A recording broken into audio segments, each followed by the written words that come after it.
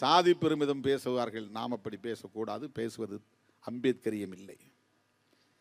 அம்பேத்கரியத்தில் சாதி பெருமைக்கு இடமே கிடையாது. ஒருத்தன் சாதி பெருமை பேசிட்டு அம்பேத்கரை பயன்படுத்துகிறான்னா அவன் அம்பேத்கரை பிழைப்புவாதத்திற்காக பயன்படுத்துகிறான் என்றுதான் பொருள். அம்பேத்கர் எந்த இடத்துல சாதி பெருமை பற்றி பேசியிருக்கிறார்? அவருடைய சமூகத்தை பெருமையாக பேசியிருக்கிறாரா? நாங்கள் ஆண்ட சாதின்னு சொல்லியிருக்கிறாரா? மகாராஷ்டிராவில் இருக்கிற மற்ற சாதிகள் எல்லாம் நீங்கள்லாம் எங்களை விட கீழே தான், நாங்கள் தான் மேல் அப்படின்னு என்றைக்காவது பாகுபடுத்தி சொல்லியிருக்கிறாரா? அங்கேயும் பல தலித் சாதிகள் உண்டு. அவரை ஏற்றுக்கொள்ளாத தலித் சாதிகள் எல்லாம் உண்டு. அவர் வாழ்ந்த காலத்தில் அவரை அவமதித்த தலித் சாதிகள் உண்டு. ஆனால் எந்த காலத்திலும் அவர் தலித்துகளுக்கிடையிலே பாகுபாட்டை கடைபிடித்ததில்லை, சிந்தித்தது கூட இல்லை. அம்பேத்கரியத்தில் சாதி பெருமைக்கு இடம் கிடையாது. ரெட்டமலை சீனிவாசனை சொல்லுவார்கள், அவர் பறையர் பறையர் என்று சொன்னார், அவர் பறையர் இயக்கம் நடத்தினார் என்று. பறையர் என்கிற சொல்லை அந்த காலத்தில் ரெட்டமலை சீனிவாசன் இந்தியாவில் உள்ள எல்லா தீண்டப்படாத சாதிகளுக்கும் பொதுவான சொல்லாக பயன்படுத்தினார். தமிழ்நாட்டில் உள்ள ஒரு குறிப்பிட்ட சாதிக்கான சொல்லாக அவர் பயன்படுத்தவில்லை.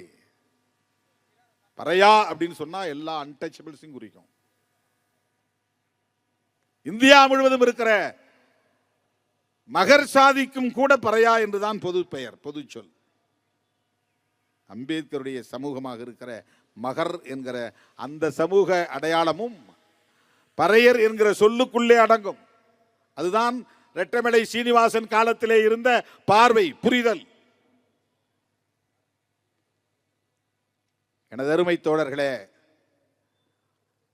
சமூக வலைத்தளங்களில் நமக்கு எதிராக பரப்புகிற அவதூறுகளை கண்டு அச்சப்பட தேவையில்லை.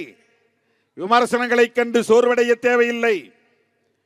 திராவிட முன்னேற்ற கழகத்தோடு நாம் வைத்திருக்கிற இந்த நட்பு என்பது நாம் பேசுகிற அரசியலை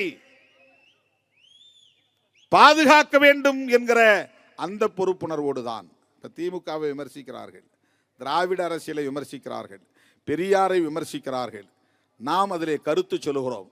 நீ ஏயா கருத்து சொல்றன்னு கேட்கிறான் ஒருத்தர். நான் திமுகவை பற்றி தானே பேசுறேன்னு. அவனுக்கு தெரியவில்லை, நாம் பேசுகிற அரசியலும் அந்த அரசியல் தான், பெரியார் அரசியல் தான். அம்பேத்கர் அரசியலும் பெரியார் அரசியல் தான். அம்பேத்கர் அரசியலும் மார்க்சிய அரசியல் தான்.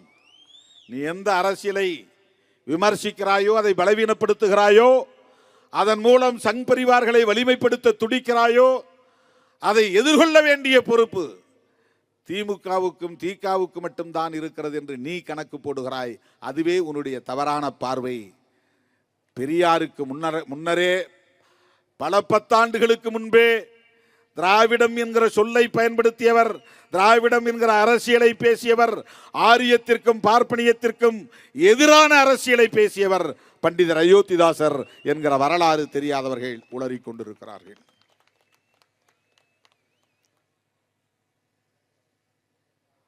எனவே நாம் திராவிட முன்னேற்ற கழகத்தோடு இணைந்து நிற்கிறோம். இன்றைக்கு நம்முடைய மேடையிலே அண்ணன் MRK பன்னீர்செல்வம் அவர்களும் திமுக முன்னணி தலைவர்களும் தோழமையோடு வந்து நிற்கிறார். ஒரு 25 லட்சம் ரூபாய்க்கு மேலாக கட்சி பொறுப்பாளர்கள் தம் சொந்த பையிலிருந்து எடுத்துக் கொடுத்த நிதி, நம்முடைய ஆதரவாளர்கள் மூலம் நம்முடைய முன்னணி தோழர்கள் திரட்டிய நிதி ஒரு 20-25 லட்சம், 20 லட்சம் சொச்சத்தை முன்னணி தோழர்கள் போட்டு இன்றைக்கு 50 லட்சமாக இந்த கட்சியின் வளர்ச்சிக்கு வழங்கி இருக்கிறார்கள். இந்த நிதியை தந்த பெரும் உள்ளங்கள், பரந்த உள்ளங்கள், நல்ல உள்ளங்கள் திருமாவளவனை பார்த்து கேள்வி கேட்கட்டும், விரலை நீட்டட்டும், விமர்சனம் செய்யட்டும்.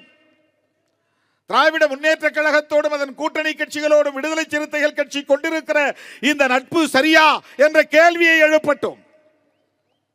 திருமாவளவன் விளக்கம் சொல்ல தயாராக இருக்கிறான். எவனோ பேசுகிறான், இந்த கூட்டணி சிதறட்டும் என்று விரும்புகிறவனுக்கு திருமாவளவன் ஒரு பெரிய தடைக்கல்லாக பார்க்கிறான். இவன் இல்லைன்னா நாங்க உப்புன்னு ஊதிட்டு போயிடுவோம், அந்த கூட்டணியை சிதறடித்து விடுவோம் அப்படின்னா விடுதலை சிறுத்தைகள் கட்சி பெரியாரிய அரசியலுக்கு எவ்வளவு பெரிய பாதுகாப்பு அரணாக இருக்கிறது. திராவிடம் என்கிற அரசியலுக்கு எவ்வளவு பெரிய பாதுகாப்பு அரணாக இருக்கிறது.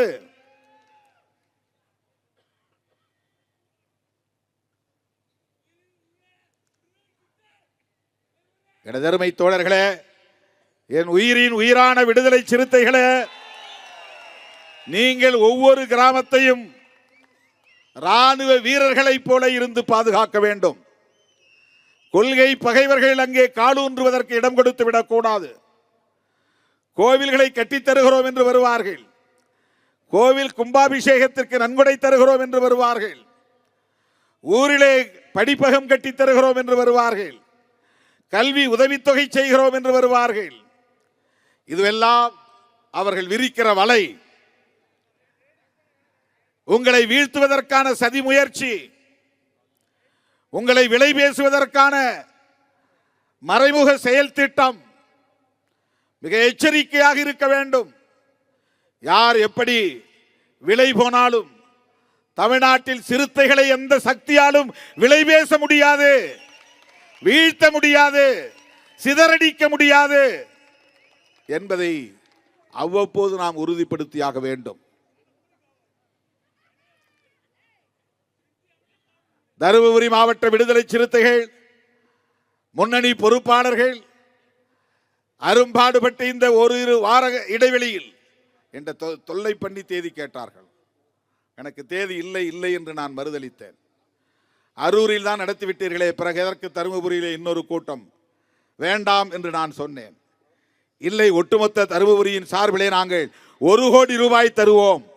இது முதல் கட்டம் தான். 2வது கட்டத்திற்கு எங்களுக்கு தேதி வேண்டும் என்று தமிழ்ச்செல்வன், கோவேந்தன் இன்னும் முன்னணி தோழர்கள் திரும்ப திரும்ப என்னிடத்திலே கேட்டார்கள். நான் தயங்கினேன். சொன்னது சொன்னபடி இன்றைக்கு தருமபுரியிலே 50 லட்சம் ரூபாயை நீங்கள் அள்ளி கொடுத்திருக்கிறீர்கள் என்றால் அதை வெறும் பணமாக நான் பார்க்கவில்லை. உங்களின் உழைப்பு அதிலே இருக்கிறது, உங்கள் வேர்வை அதிலே இருக்கிறது, உங்கள் சக்தி அதிலே இருக்கிறது. இந்த இயக்கத்தின் மீது நீங்கள் வைத்திருக்கிற நம்பிக்கை அதிலே இருக்கிறது. எல்லாவற்றுக்கும் மேலாக எத்தனை கோடிகளை அள்ளி தந்தாலும் திருமாவளவன் மீது எங்களுக்கு நம்பிக்கை உண்டு என்கிற அந்த நம்பிக்கை தெரிகிறது. அந்த தலைமையின் மீது நீங்கள் வைத்திருக்கிற நம்பிக்கை. தமிழ்நாட்டு அரசியலில் ஒரு தலைவனின் பொன் விழாவில் 25 கிலோ தங்கம் தந்த முதல் இயக்கம் விடுதலை சிறுத்தைகள் கட்சி. அதை வைத்து 5 கோடி ரூபாய் முதலீட்டிலே நாம் வெளிச்சம் என்கிற தொலைக்காட்சியை உருவாக்கினோம். கேட்கும் போதெல்லாம் அள்ளி கொடுத்திருக்கிறீர்கள். வறுமையான குடும்பம், அன்றாடம் காட்சிகள். ஆனாலும் திருமாவளவன் கேட்டுவிட்டானே என்று 2 கிராம் 3 கிராம் என்று ஆங்காங்கே தோழர்கள் கூட்டு சேர்ந்து அதை வாங்கி வந்து என் கைகளில் ஒப்படைத்தீர்கள். இது எதை காட்டுகிறது? உன் தலைமையை நாங்கள் வெறும் சாதி அடிப்படையில் ஏற்றுக்கொள்ளவில்லை, நீ பேசுகிற கொள்கை அடிப்படையில் ஏற்றுக்கொண்டிருக்கிறோம்.